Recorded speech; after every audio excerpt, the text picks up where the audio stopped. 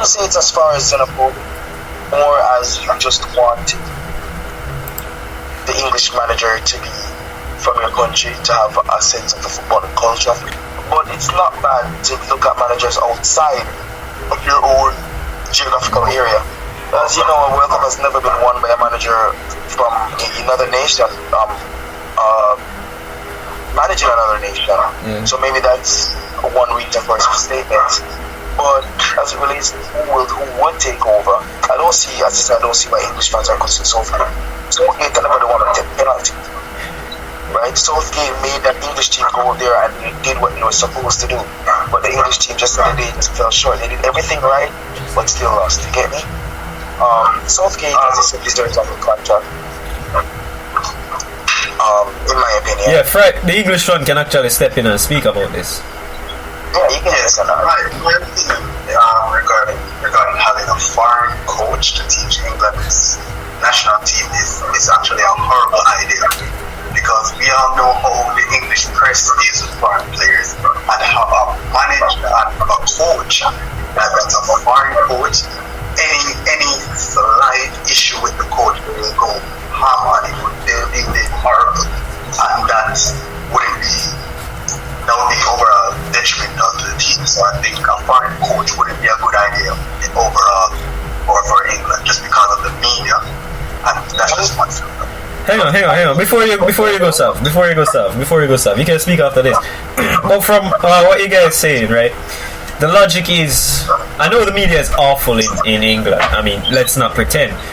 But the media, say for example, Pochettino is the one who is to get the job. The English media loves Pochettino. They do love him. And if that's the logic, then there will be fans who would take a Scott Parker or a Rob Edwards over a Pochettino or a Zidane. It's even if it's for the short term, it makes more sense because of the talent level. But Sav, you can continue. Personally speaking, right, yeah, the English press is notoriously biased. They're notoriously just crappy. They aren't any better than American paparazzi, and that's surprising considering how bad American paparazzi is. They're like cheerleaders. They galvanize English players whilst dehumanizing those who aren't English, criticizing them, dragging them through the mud. You can look at Paul Pogba, for example, when he was in England. He always got dragged through the mud, right? But that's besides the point. Pochettino is a good manager, but I don't think the FA, I don't think the pride of England, there's also a matter with pride. I do not think that they would allow their pride to call for another country's coach to manage their team. There's just a thing about English pride that you cannot deny. They are a very, very proud footballing nation. It would be like if Brazil called up Pep Gvardiol. Like we've seen Ronaldo Nazario said Gvardiol rejected that, saying he prefers to stay with City. But honestly, it would be like that. Do you honestly think that the Brazilian press would welcome that? The Brazilian press would love for Guardiola to be in charge. That actually had legs, but as you know, Pep is a man of the family, and his wife told him that she wants to stay in Manchester a bit longer, so he had to sign a new contract. So I think either he gets a divorce or he retires. She's the head of the family. There is no problem with that. I am not saying anything is wrong. The reason why Klopp wasn't managing Man United, his wife told him no. But I'm just saying. Let me just rephrase it. Say a German coach has the Flick. Do you think that if Brazil called for Flick, do you think the press would take it well? No. Why? Because he's a manager from their long-time rivals. Because he's German. Right? Exactly. You do not want to call a manager from Germany to coach your side. It doesn't look good for your footballing culture. It makes it seem that you do not have enough quality both on and off the pitch in players. And I think that's the issue that the English press would have with a manager from outside. Akin to what Rice said. So Royce, back over to you, Royce. Do you have anything else to add? I would prefer a Spanish coach to coach England because the football would be. Luis Enrique, here we come. I prefer. I don't like Southgate. However, he has proven that he's been the best overall as it regards to coaching. But I would like to see way better football. England has the talent. We've said that for years now, but England has the talent, and we should be able to, on paper at least, be able to win a major trophy. Yeah, I mean, England can win a major trophy. All they have to do is hire Sir Alex for 4 years. And anyway, we move on to you brought up Brazil. I was talking about this a couple of hours ago with a few friends, saying Brazil have no chance in 2026. This was their best chance. They have no chance in 2026. They won't. They do have a team. I can list the 11 that could be there for the next team. Hendrick up front. David Neres might come back. Anthony in the as right wing. Bremer Militao as the full centre halves. I could see that team. I mean, maybe they find a goalkeeper somewhere, but I could see that team. But they won't have a chance. I just don't think they could win with Neymar. Do you think that? I'm posing this to Saf first. They do need a coach. And Jose Mourinho has been thrown around as a name. For Portugal, for Real Madrid, Ancelotti's been a name as well for Brazil. But do you think that the next World Cup they will be as unmatched as some may think? Or let's say as I think. Because I don't think they'll pass, if they pass around the 16 they're lucky. But they have no chance of making the semis. I wouldn't say there's necessarily no chance, right? I would say that Brazil certainly does quality. Surely that some of those players that you called will be outmatched and outclassed by some of the younger generation coming into the fray. You mentioned the likes of Hendrick. There's also Vinicius. He will still be in his prime. He would be in his prime by the time that World Cup would come around. Neymar said he's retiring from Brazil. Ronaldo Nazario is trying to convince him otherwise. This is the last time you'll see a lot of faces for Brazil, though. This is the last time you may see Silva, Alves, right? But let's be real here. Brazil, it's Brazil, man. They have a chance. In any competition Brazil plays, they have a chance. The manager has to come with good football. They have to come with good, exciting, fast-paced football, what the Brazilians like and love.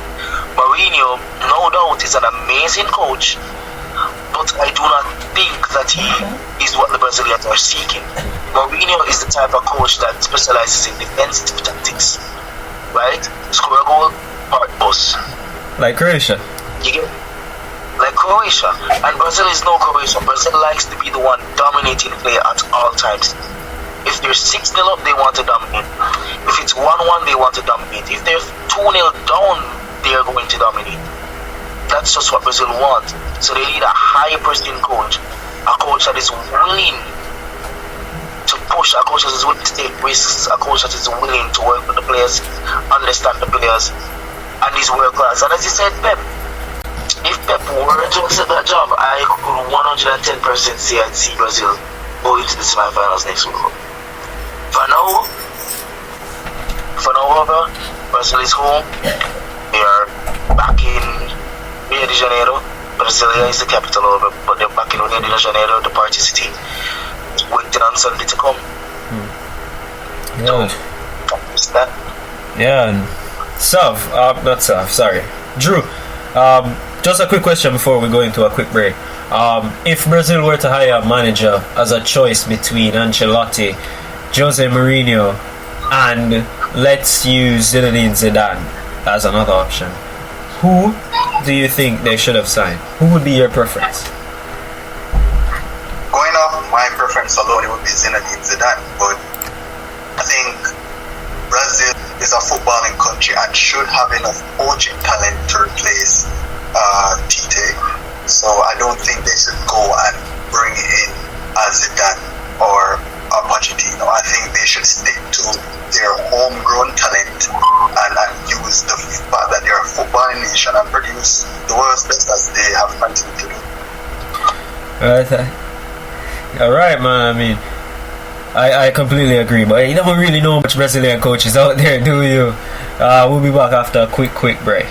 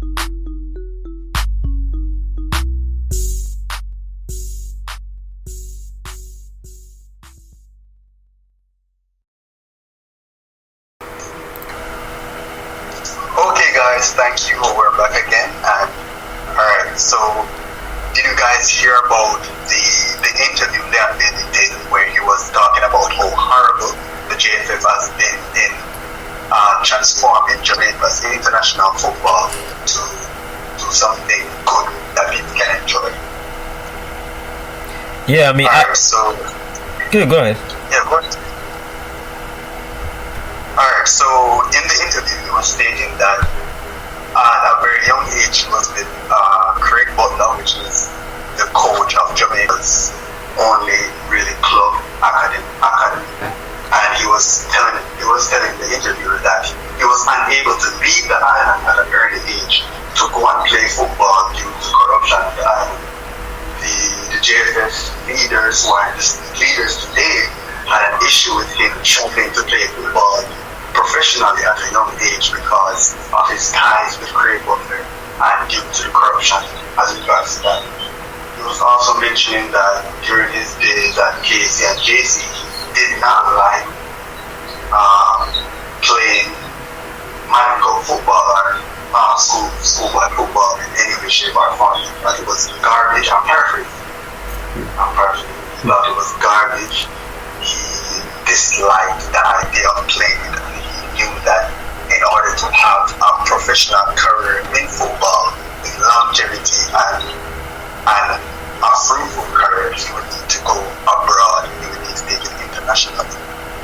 Yeah, so it was a very interesting interview. Yeah, man. I think most people should, if they're interested in Jamaica's men's football, which is trash at the moment, and has been trash for the past 30 years, you know. If you're interested in it, you should check out the interview and just enlighten yourself. Yeah. I mean that's one way to end it. I mean, but for real though, there's been corruption in the JFF since Captain Murray left. Let's say that, because when Captain was in charge, we knew what the corruption was because we saw it. Now they're trying to hide it. His corruption was good corruption. You know, now with what Bailey said and the JFF said that it's nonsense, that they wouldn't use the embassy to stop him. He said he had to go to Cuba, and some idiots are out there saying, how did he go to Cuba if he didn't have a visa? Well, that numbskull, you don't need a visa to travel to a Caribbean country. Leon is who Leon is. That's why he had such a long decision to decide if he was actually going to play for Jamaica, or he was going to represent England, or he was going to represent Germany. That's why it took so long, because of what he went through in the past. I mean, schoolboy football is competitive, not rubbish. I mean, that's the only part I couldn't agree with. Sav, you saw the interview, right? What do you think?